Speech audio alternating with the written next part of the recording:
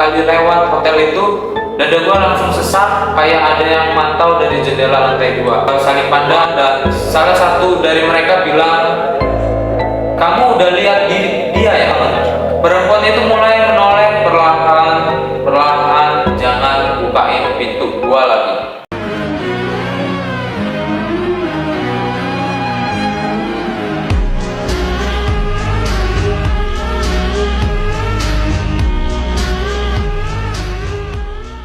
Selamat datang di Bisikan Cerita.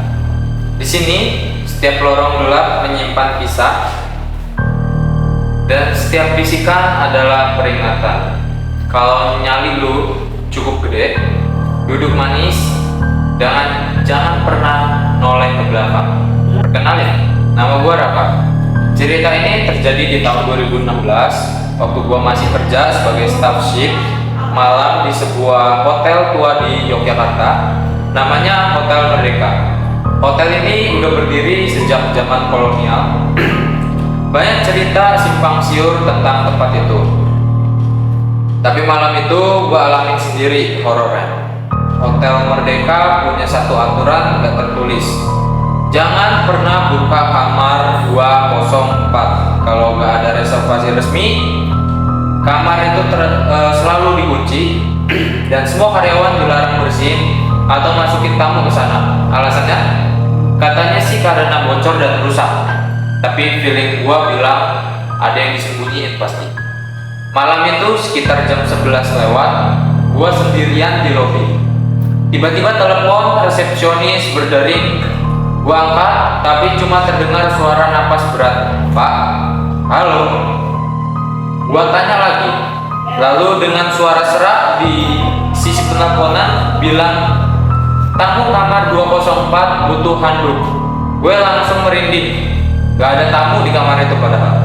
Gua cek log kamar dan emang benar 2040 kosong.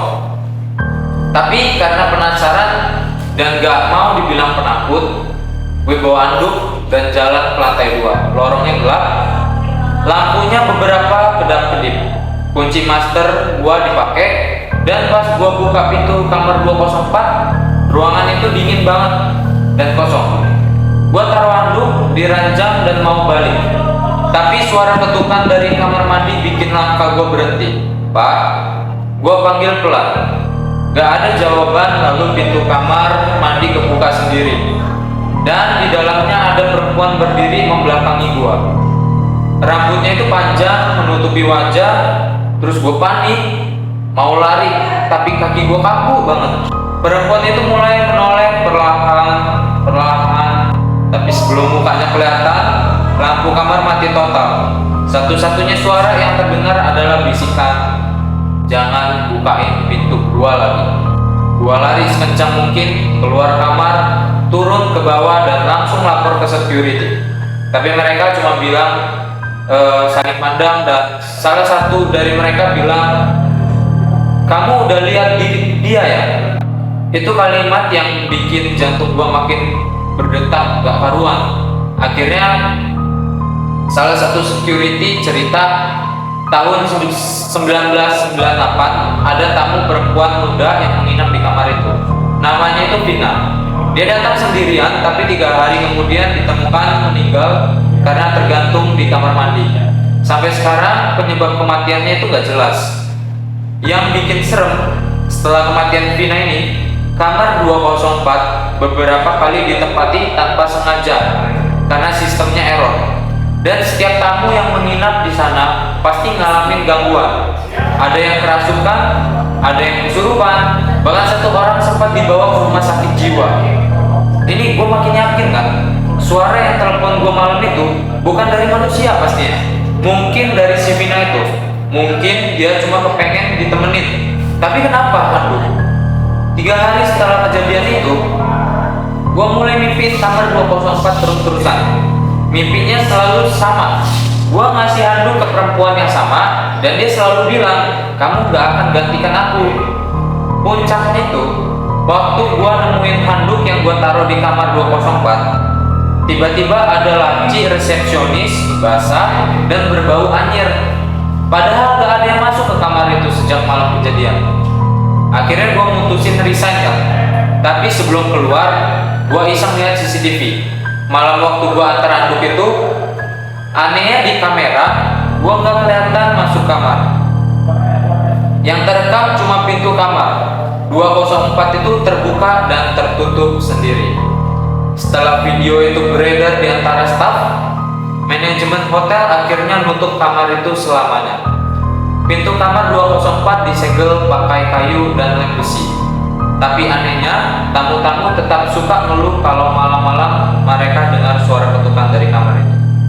Ada juga yang aku lihat perempuan pakai baju putih berjalan di lorong lantai 2, tapi pas dikejar hilang di depan kamar 204. Gua bersyukur masih hidup, tapi trauma itu masih nempel sampai sekarang.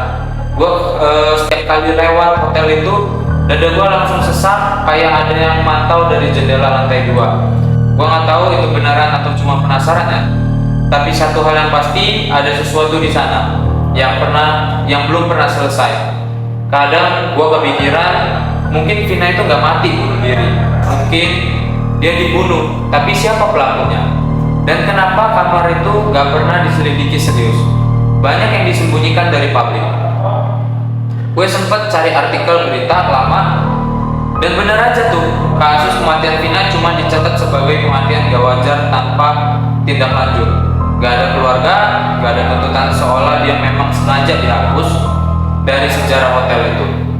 Gua cerita ini bukan buat nakut-nakutin ya, tapi buat ngingetin lu semua bahwa gak semua hotel cuma tentang tempat nginep.